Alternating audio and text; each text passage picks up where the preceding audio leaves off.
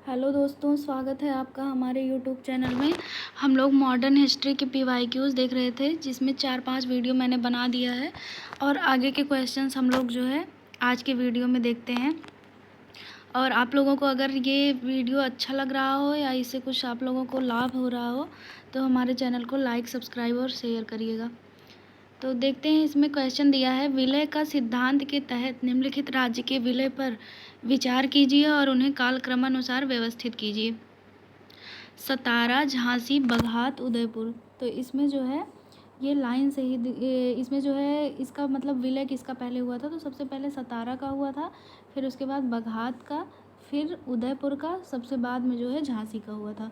तो 1, 3, 4, 2 इसका सी वाला ऑप्शन सही होगा। अगला क्वेश्चन है, अधोलिखित युग्मों में से कौन सुमेलित है। तो इसमें दिया है 1849 ईस्वी में सतारा का विलय, 1848 ईस्वी में पंजाब का विलय, 1856 में अवध का विलय और 1855 में झांसी का विलय। तो इसमें जो है सी वाला ऑप्शन सही है, 1856 में अवध का विलय हुआ था, यही ऑप्शन सही है। अगला क्वेश्चन है, निम्नलिखित में से किसने विलय की नीति नियोजित एवं क्रियान्वित की। तो इसमें जो है सी ऑप्शन सही होगा, डलहौजी ने। अगला क्वेश्चन है, ब्रिटिश द्वारा कुशासन का बहाना लेकर निम्नलिखित प्रांतों में से किस एक का शासक हटा दिया गया था। तो कुशासन के आरोप में इन लोगों ने अवध के जो है शासक को हटाया था, ए वाला ऑप्शन सही होगा। अगला क्वेश्चन है, भारत में ब्रिटिश शासन के दौरान निम्नलिखित राजसी राज्यों के विलय क्रम पर विचार कीजिए। तो इसमें जो है दिया है झांसी, संभलपुर, सतारा। तो सबसे पहले तो सतारा का इन्होंने विलय किया था, फिर उसके बाद संभलपुर, फिर झांसी। तो इसमें जो है सी वाला ऑप्शन सही होगा, 3, 2, 1। अगला है, लॉर्ड डलहौजी की विलय नीति का प्रथम शिकार निम्नलिखित में से कौन हुआ था। तो इसमें बी ऑप्शन सही होगा, सतारा। अगला है, डलहौजी की व्यक्तिगत सिद्धांत के अंतर्गत विलय किया गया प्रथम राज्य कौन सा था। तो इसमें भी ये डी वाला ऑप्शन सही होगा, सतारा। देखिए इससे कितनी बार क्वेश्चन आया है, ये सब काफ़ी इंपॉर्टेंट क्वेश्चन है जो कि अक्सर जो है रिपीट होते ही हैं, तो इसीलिए PYQ लगाना काफ़ी इंपॉर्टेंट होता है। अगला क्वेश्चन है, जेम्स एंड्रयूज रैमजे भारत के किस गवर्नर जनरल का वास्तविक नाम था। तो ये लॉर्ड डलहौजी का नाम था, डी, ए वाला ऑप्शन इसका सही होगा। एक सेकेंड,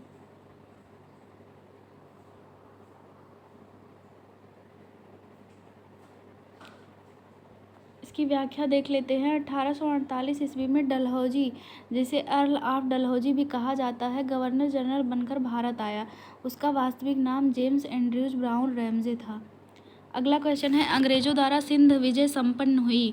तो इसमें ए ऑप्शन सही होगा, एलन वेरो के समय में अंग्रेजों के द्वारा सिंध का विलय किया गया था। व्याख्या दिया गया है कि गवर्नर जनरल लॉर्ड एलनबरो के काल में 1842 से 44 ईस्वी के दौरान 1843 ईस्वी में ये जो है उस समय 1842 से 44 तक ये गवर्नर जनरल था। इसने 1843 ईस्वी में चार्ल्स नेपियर ने सिंध को पूर्ण रूप से ब्रिटिश साम्राज्य में मिला लिया। यह प्रथम आंग्ल अफगान युद्ध का एक प्रमुख परिणाम था। अगला क्वेश्चन है, किसने सिंध विजित कर उसका अधिग्रहण किया था। तो इसमें सी ऑप्शन सही होगा, नेपियर ने। अगला क्वेश्चन है, सिंध पर ब्रिटिश ने कब्जा किया था। तो 1843 ईस्वी में, ए वाला ऑप्शन सही होगा। अगला है, सिक्किम का भारत में विलय किसने किया था। तो ये लॉर्ड डलहौजी था, उस समय इसी ने जो है सिक्किम का भारत में विलय किया था। इसकी व्याख्या देखते हैं, सिक्किम का भारत के साथ अंतर संबंध विगत इतिहास में हम 3 अवसरों पर देखते हैं। 10 फरवरी 1817 को लॉर्ड हेस्टिंग्स के काल में स्थिति को सिक्किम और ब्रिटिश भारत के साथ तितल्या संधि हुई थी। तितल्या संधि जो है सिक्किम और ब्रिटिश भारत के साथ हुई थी।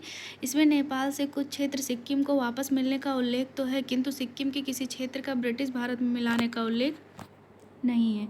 ये पहला हो गया। और दूसरा है कि 1850 में सिक्किम के दार्जिलिंग और तराई का कुछ भाग लॉर्ड डलहौजी के काल में ब्रिटिश भारत में मिलाया गया। यह सिक्किम का आंशिक विलय है। और तीसरा है, 1975 में सिक्किम का पूर्ण विलय स्वतंत्र भारत में हुआ। इसीलिए प्रश्न में ब्रिटिश भारत में लॉर्ड डलहौजी के कार्यकाल में सिक्किम के आंशिक विलय के आधार पर आयोग ने अपना उत्तर माना है। मतलब जो है उस समय डलहौजी का जो ये इन्होंने माना है, ये आंशिक तौर पे माना है, इसलिए सी वाला ऑप्शन सही होगा। अगला क्वेश्चन है, निम्नलिखित में से कौन अवध का ब्रिटिश रेजिडेंट था जब अवध का ब्रिटिश साम्राज्य में विलय हुआ। तो इसमें जो है ए वाला ऑप्शन सही होगा, जेम्स आउटरम। अगला क्वेश्चन देखते हैं, इसमें जो है इसकी व्याख्या पहले देख लेते हैं। 1854 ईस्वी में स्लीमैन के स्थान पर जेम्स आउट्रम को अवध का ब्रिटिश रेजिडेंट बनाया गया था। उसने कहा कि अवध का प्रशासन बहुत दूषित है तथा जनता की अवस्था बहुत शोचनीय है। आउट्रम की रिपोर्ट को ही फरवरी 1856 में अवध के अधिग्रहण का आधार बनाया गया था। 1857 के विद्रोह के समय लखनऊ में ब्रिटिश रेजिडेंट हेनरी लॉरेंस था, जो विद्रोहियों के हाथों मारा गया था। अगला क्वेश्चन है, भारत में प्रथम रेलवे लाइन किस ब्रिटिश गवर्नर के समय बिछाई गई थी? तो ये डलहौजी के समय में बिछाई गई थी, लॉर्ड डलहौजी। व्याख्या है इसका कि भारत में रेल निर्माण की दिशा में प्रथम प्रयास ब्रिटिश गवर्नर लॉर्ड डलहौजी द्वारा किया गया था। प्रथम रेलवे लाइन 1853 ईस्वी में बम्बई से थाने के बीच डलहौजी के समय बिछाई गई थी। ये भी याद कर लीजिए, पूछा जाता है कि प्रथम रेलवे लाइन जो है किस सन में और कहाँ से कहाँ तक थी। तो ये बम्बई से थाने तक और 1853 में। अगला क्वेश्चन है, भारत में प्रथम रेल लाइन का निर्माण किन नगरों के बीच हुआ? देखिए वही क्वेश्चन रिपीट हो गया, तो बम्बई और थाने के बीच। अगला क्वेश्चन है, भारत में रेलवे लाइन कब शुरू हुई? 1853 में। ए ऑप्शन सही होगा। अगला है, किस कंपनी ने सर्वप्रथम भारत में रेल यात्रा प्रारंभ की? तो इसमें जो है ग्रेट इंडियन पेनिनसुला रेलवे ने जो है ये कंपनी थी जिसने भारत में रेल यात्रा प्रारंभ की थी, ग्रेट इंडियन पेनिनसुला रेलवे। व्याख्या है 1853 ईस्वी में बम्बई के पोरबंदर स्टेशन से थाने के मध्य भारत में सर्वप्रथम रेल यात्रा का प्रारंभ the great Indian peninsula railway company द्वारा किया गया था। अगला है, ब्रिटिश भारतीय राज्य क्षेत्र का अंतिम प्रमुख विस्तार हुआ? तो डफरिन के समय में, डलहौजी के समय में, लेटन के समय में, कर्जन के समय में। तो इसमें जो है ए वाला ऑप्शन सही होगा, वो डफरिन के समय में हुआ है। इसकी व्याख्या देख लेते हैं। 1885 ईस्वी में तृतीय आंग्ल बर्मा युद्ध हुआ और 1 जनवरी 1886 को संपूर्ण बर्मा को ब्रिटिश भारत में मिला दिया गया, जो ब्रिटिश भारतीय राज्य क्षेत्र का अंतिम प्रमुख विस्तार था। इस समय वायसराय जो थे वो लॉर्ड डफरिन थे। अगला क्वेश्चन है, पब्लिक वर्क्स डिपार्टमेंट को 1845 से 55 के दौरान स्वरूप देने वाले थे? तो ये लॉर्ड डलहौजी था। व्याख्या है इसका कि डलहौजी से पूर्व सार्वजनिक निर्माण कार्य का कार्य एक सैनिक बोर्ड पर था। इसके कार्यकाल में पहली बार एक अलग सार्वजनिक निर्माण विभाग बनाया गया और सार्वजनिक उपयोग के कार्य के लिए बहुत सा धन व्यय किया जाने लगा। अगला क्वेश्चन है, विधवा पुनर्विवाह अधिनियम किसके शासनकाल में क्रियान्वित किया गया था? तो ये बी ऑप्शन सही होगा, लॉर्ड कैनिंग के कार्यकाल में विधवा पुनर्विवाह। इसकी व्याख्या है कि ईश्वरचंद्र विद्यासागर के अथक प्रयासों के फलस्वरूप लॉर्ड कैनिंग, जो कि 1856 से 1862 तक था, इसके समय में जुलाई 1856 को हिंदू विधवा पुनर्विवाह अधिनियम 1856 अधिनियमित हुआ। इस अधिनियम को लॉर्ड डलहौजी के समय प्रारूपित और प्रस्तुत किया गया था। इस अधिनियम के नियम 15 के तहत विधवा विवाह को वैध मान लिया गया और उस विवाह से उत्पन्न हुए बालक वैध घोषित किए गए। अगला क्वेश्चन है, 1 नवंबर 1858 को महारानी विक्टोरिया का घोषणा पत्र इलाहाबाद में पढ़कर सुनाया था? तो ये कैनिंग था जिसने सुनाया था, तो बी ऑप्शन सही होगा। व्याख्या देख लेते हैं। 1857 की महान क्रांति का सबसे महत्वपूर्ण परिणाम था महारानी की उद्घोषणा।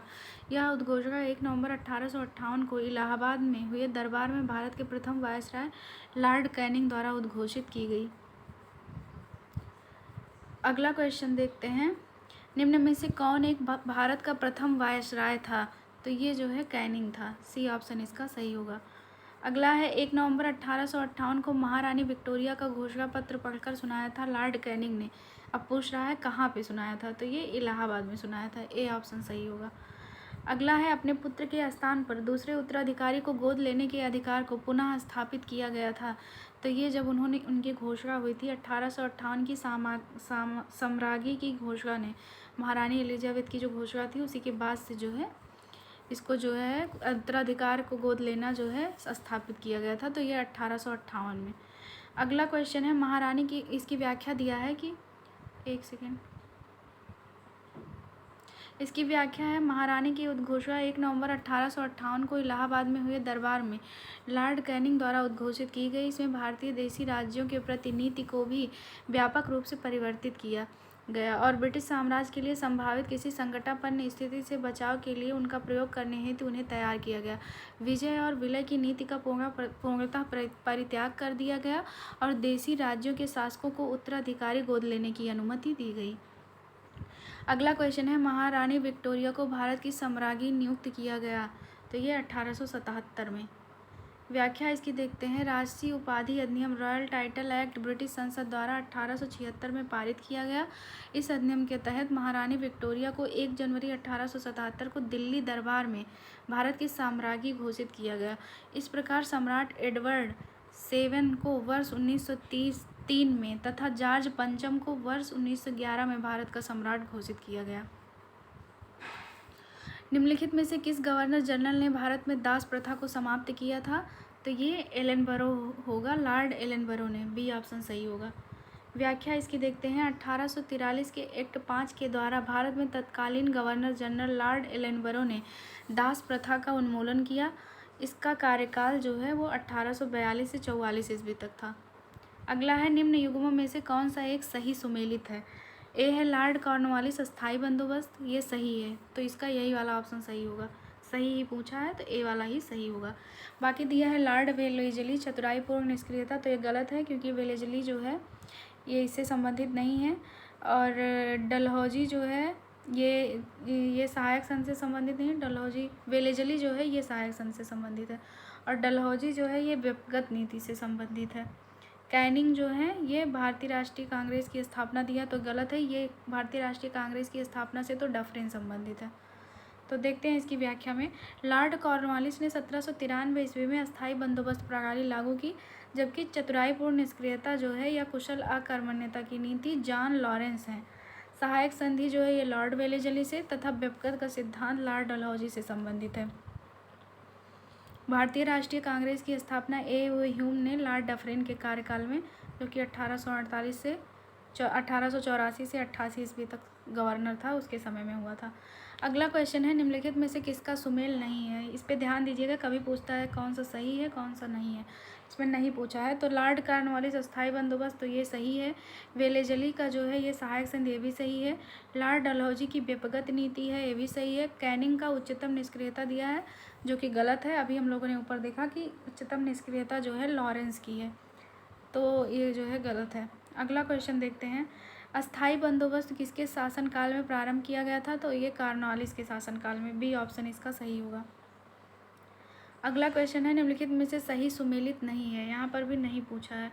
तो कॉर्नवालिस अस्थायी बंदोबस्त सही है। वेलेजली जो है सहायक संधि, ये भी सही है। लॉर्ड हेस्टिंग्स द्वितीय आंग्ल मराठा युद्ध, तो ये जो है गलत है क्योंकि हेस्टिंग्स के समय में नहीं हुआ था द्वितीय आंग्ल मराठा युद्ध। ये जो है एक सेकेंड, द्वितीय आंग्ल मराठा युद्ध जो हुआ था ये वेलेजली के काल में हुआ था, उस समय वेलेजली था। और विलियम बेंटिंग जो है 1829 का 17वां रेगुलेशन, ये भी सही है। इसकी व्याख्या देखते हैं, व्याख्या में दिया होगा। तो देखिए यहाँ पे द्वितीय आंग्ल मराठा युद्ध जो कि 1803 से 5 ईस्वी के बीच हुआ था, ये वेलेजली के काल में हुआ था। लॉर्ड हेस्टिंग्स के काल में तीसरा तथा अंतिम आंग्ल मराठा युद्ध 1817 से 18 ईस्वी में हुआ था। तृतीय आंग्ल मराठा युद्ध में मराठों के पराजय के पश्चात लॉर्ड हेस्टिंग ने पेशवा की गद्दी 1818 ईस्वी में समाप्त कर दी तथा पश्चिमी भारत में स्थित पेशवा का समस्त प्रदेश बम्बई प्रेसिडेंसी में सम्मिलित कर लिया गया। इसके अतिरिक्त कंपनी ने बुंदेलखंड, मालवा तथा शेष भारत, जिस पर पेशवाओं का प्रभुत्व था, उस पर राजनैतिक अधिकार कर लिया। अगला क्वेश्चन है, पेशवाई कब समाप्त किया गया। अभी ऊपर व्याख्या में हम लोगों ने देखा 1818 ईस्वी में। इसका बी ऑप्शन सही होगा। सब बहुत ही इंपॉर्टेंट क्वेश्चन है, इसको एकदम अच्छे से आप लोग याद कर लीजिएगा। 2x पे वीडियो को लगा के एक बार फिर से देख लीजिएगा तो आपके दिमाग में पूरा बैठ जाएगा। अगला क्वेश्चन है, निम्नलिखित में से किसने राजपूताना की देसी रियासतों के साथ वर्ष 1817-18 की अधीनस्थ संधि की बातचीत की थी, तो इसमें बी ऑप्शन सही होगा, चार्ल्स मेटकाफ ने। इसकी व्याख्या है, राजपूताना की रियासतों के साथ वर्ष 1817-18 की अधीनस्थ संधि की वार्ता चार्ल्स मेटकाफ ने की थी। लॉर्ड हेस्टिंग्स ने राजपूताना पर ब्रिटिश सर्वोच्चता तथा मराठों और पिंडारियों के प्रति राजपूताना की तटस्थता सुनिश्चित करने के लिए दिल्ली के तत्कालीन रेजिडेंट चार्ल्स मेटकाफ को वार्ताकार बनाया था। अगला क्वेश्चन है, निम्नलिखित में से कौन सुमेलित नहीं है। लॉर्ड कॉर्नवालिस अस्थायी बंदोबस्त सही है। वेलेजली की सहायक संधि, ये भी सही है। सर जॉन शोर का दिया है आंग्ल नेपाल युद्ध, तो ये गलत है। आंग्ल नेपाल युद्ध उसी समय हुआ था जब हेस्टिंग्स था, वो एक सेकेंड 1816 में हुआ था, उसी समय सुगौली की संधि हुई थी, तो ये नहीं था इसके समय, उस समय हेस्टिंग्स था। और लॉर्ड हेस्टिंग्स के समय में तृतीय आंग्ल मराठा युद्ध था, ये भी सही है। देखते हैं व्याख्या में। आंग्ल नेपाल युद्ध 1814 से 16 ईस्वी में लॉर्ड हेस्टिंग्स के काल में हुआ था। 1814 ईस्वी में पहला युद्ध लड़ा गया, लेकिन इसकी कोई विशेष सफलता नहीं मिली।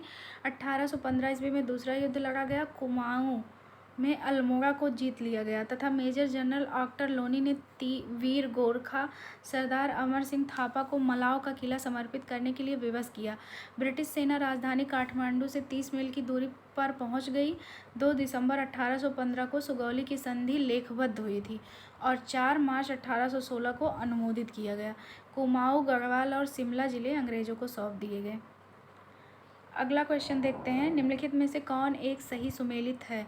सही पूछा गया है, तो यही बताना है। एलेनबरो जो है दिया है अवध का विलीनीकरण, तो ये नहीं सही है। लॉर्ड डलहौजी सिंध का विलीनीकरण, ये भी सही नहीं है। लॉर्ड वेलेजली चतुर्थ आंग्ल मैसूर युद्ध, ये सही है क्योंकि उस समय 1899 में ये युद्ध हुआ था और टीपू की इसी युद्ध में जो है मृत्यु हुई थी, तो उस समय वेलेजली ही गवर्नर जनरल था। और चौथा भी गलत है, तो इसकी व्याख्या में देख लेते हैं। लॉर्ड एलेनबरो जो है ये सिंध का अंग्रेजी में विलय जब हुआ था उस समय थे, 1843 ईस्वी में। लॉर्ड डलहौजी जो है कुशासन के आरोप में 1856 में इन्होंने अवध का विलीनीकरण किया था। वेलेजली तो ये चतुर्थांग मैसूर युद्ध में 1799 में थे ही, ये सही है। और हेस्टिंग जो है ये तृतीय आंग्ल मराठा युद्ध 1817-18 में थे।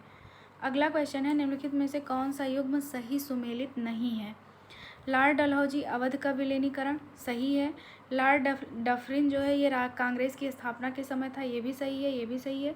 लॉर्ड विलियम बेंटिंग जो है चार्टर एक्ट 1833 का पारित होना, तो ये भी सही दिया है। उसी समय जो है वो शिक्षा के क्षेत्र में वो भी बनता है, मैकाले मिनट भी आता है जब बेंटिंग था।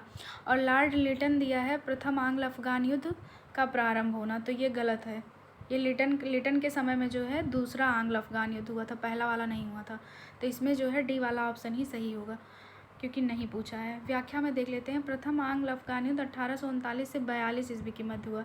इस दौरान भारत के गवर्नर जनरल ऑकलैंड थे, ये याद कर लीजिएगा। प्रथम आंग्ल अफगान युद्ध के समय भारत के गवर्नर जनरल जो थे वो ऑकलैंड थे। और लॉर्ड लिटन के समय में द्वितीय आंग्ल अफगान युद्ध हुआ था 1878 से 80 में, इसीलिए जो है ये विकल्प जो है ये गलत था। अगला क्वेश्चन है, निम्नलिखित में से कौन चतुराईपूर्ण निष्क्रियता की नीति के साथ जुड़ा हुआ था? तो अभी हम लोगों ने ऊपर देखा ही था, ये लॉरेंस होंगे, डी ऑप्शन सही होगा।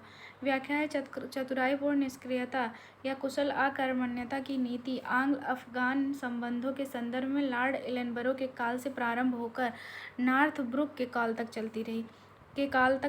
इस नीति को प्रायः जॉन लॉरेंस के नाम से विशेष रूप से संबोधित किया जाता है क्योंकि उसके वायसराय काल 1864 से 69 ईस्वी में इस नीति का अनुसरण करने का स्पष्ट अवसर मिला और इस नीति की रूपरेखा स्पष्ट रूप से निश्चित की गई। अगला क्वेश्चन है, भारत में वित्तीय विकेंद्रीकरण किसने प्रारंभ किया? लॉर्ड रिपन, लॉर्ड डलहौजी और देखते हैं चार्ल्स मेटकाफ, लॉर्ड मेयो, तो ये जो है मेयो के काल में शुरू हुआ था। इसमें जो है डी वाला ऑप्शन सही होगा, मेयो के समय में। व्याख्या है इसका कि भारत में वित्तीय विकेंद्रीकरण 1870 ईस्वी में मेयो के कार्यकाल में आरंभ हुआ था। अगला क्वेश्चन है, भारत में अंग्रेजों के समय प्रथम जनगणना हुई थी, तो ये मेयो के समय में हुई थी, सी ऑप्शन सही है।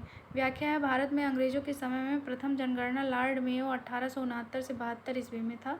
इसके काल में 1872 ईस्वी में प्रारंभ हुई, किंतु लॉर्ड रिपन के काल में नियमित जनगणना 1881 ईस्वी में शुरू हुई। अगला है, वह कौन व्यक्ति था जिसने भारत में पहली बार जनसंख्या की जनगणना करवाई थी? ये मेयो था, डी ऑप्शन सही होगा। अगला है, किस वायसराय की हत्या अंडमान निकोबार द्वीप समूह में जब वे भ्रमण पर थे एक दंडित अपराधी द्वारा किया गया था? तो ये मेयो ही था, सी ऑप्शन सही होगा। व्याख्या है, लॉर्ड मेयो 1869 से 72 तक था। इसकी हत्या अंडमान निकोबार द्वीप समूह के भ्रमण के दौरान एक कैदी द्वारा की गई थी। मेयो प्रथम गवर्नर जनरल था जिसकी हत्या उसके कार्यकाल में की गई थी। अगला है, किस वायसराय की हत्या उसके कार्यकाल में की गई? तो ये मेयो की, बी ऑप्शन सही होगा। अगला क्वेश्चन है, लॉर्ड मेयो के 1870 के संकल्प के बारे में निम्नलिखित में से कौन से कथन सही हैं? पहला दिया है, केंद्रीय और प्रांतीय वित्त को विभाजित करने वाला यह पहला कदम था। दूसरा है, प्रांतीय सरकारों को कुछ सेवाएं प्रशासित करने का अधिकार दिया गया। तीसरा है इसने मौजूदा असमानता को सुधारने का प्रयास किया। और चौथा है इसने प्रांतों की वास्तविक आवश्यकताओं पर ध्यान केंद्रित किया। तो इसमें जितने हैं सब सही हैं, तो इसका जो है डी वाला ऑप्शन सही होगा। 1, 2, 3, 4। व्याख्या देख लेते हैं। वायसराय लॉर्ड मेयो का शासनकाल 1869 से 72 ईस्वी में उसके शैक्षणिक और प्रशासनिक सुधारों के लिए स्मरण किया जाता है। उसने प्रशासन में सुधार के लिए प्रत्येक अलग अलग प्रशासन से पत्राचार के उपरांत 14 दिसंबर 1870 को एक संकल्प जारी किया, जिसे मेयो रेजुलेशन या प्रांतीय सरकारों का चार्टर भी कहा जाता है। इसमें केंद्रीय और प्रांतीय वित्त को विभाजित करने की दिशा में पहला कदम उठाया गया। साथ ही प्रांतीय सरकारों को कुछ सहायता देते हुए उन्हें जेल शिक्षा और चिकित्सा आदि सेवाओं के लिए केंद्रीय राजस्व से कुछ राशि दी गई। साथ ही उन्हें इच्छानुसार प्रशासन करने के लिए कहा गया तथा इसके साथ ही मौजूदा असमानताओं को सुधारने पर जोर दिया गया। इसीलिए जो है प्रांतों की वास्तविक आवश्यकताओं पर भी ध्यान केंद्रित हुआ, इसीलिए सारे कथन जो है सत्य थे। अगला क्वेश्चन है, अफगानिस्तान के प्रति एक जोश भरी अग्र या फॉरवर्ड नीति का अनुसरण करने वाला गवर्नर जनरल था। तो ये लिटन था। इसका डी ऑप्शन सही होगा। व्याख्या है कि 1876 ईस्वी में लिटन के वायसराय बनकर आने पर अफगानिस्तान के प्रति अपनाई गई नीति में परिवर्तन आया। कुशल आक्रमणीयता की नीति के स्थान पर अग्रगामी नीति का अनुसरण हुआ। अगला क्वेश्चन है, अफगानिस्तान के प्रति आक्रामक नीति किस वायसराय ने अपनाई। तो ये लिटन होगा। बी ऑप्शन सही होगा। व्याख्या में वही दिया होगा। अगला क्वेश्चन है, लॉर्ड लिटन निम्नलिखित में से किससे संबंधित नहीं है। स्ट्रेची कमीशन, शस्त्र अधिनियम, vernacular press act, Ilbert bill. तो इसमें डी ऑप्शन सही होगा। इल्बर्ट बिल से ये संबंधित नहीं है, इससे जो है रिपन संबंधित था। व्याख्या है, लॉर्ड लिटन इल्बर्ट बिल विवाद से संबंधित नहीं थे। Ilbert bill viceroy Lord Ripon के कार्यकाल में पेश किया गया था। इस बिल में वरिष्ठ भारतीय न्यायाधीशों को यूरोपीय अपराधियों पर मुकदमा चलाने की अनुमति देने की मांग की गई थी। अगला है, कौन भारत का वायसराय सबसे दीर्घकाल तक रहा था।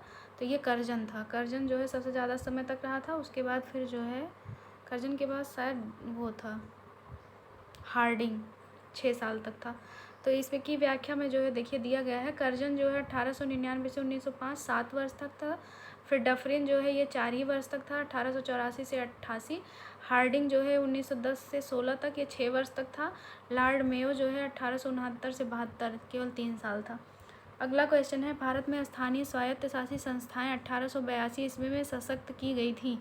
तो ये जो है रिपन के कार्यकाल में। बी ऑप्शन सही होगा।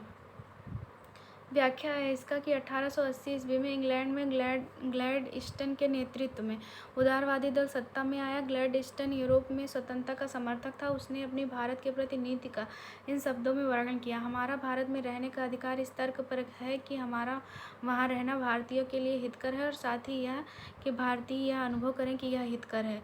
इस दौरान रिपन को वायसराय पद के लिए चुना गया। संभवतः रिपन के कार्यकाल का सबसे महत्वपूर्ण कार्य स्थानीय स्वशासन पर सरकारी प्रस्ताव 1882 ईस्वी में था। रिपन देश की नगरपालिकाओं को विकसित करना चाहता था। उसके अनुसार इन्हीं से देश की राजनैतिक शिक्षा आरंभ होती है। इस प्रस्ताव के तहत ग्रामीण प्रदेशों में स्थानीय बोर्डों की स्थापना की गई। प्रत्येक जिले में जिला उपविभाग, तालुका अथवा तहसील बोर्ड बनाने की आज्ञा हुई। नगरों में नगरपालिकाएं स्थापित की गई। इन स्थानीय संस्थाओं को निश्चित कार्य तथा आय के साधन दिए गए।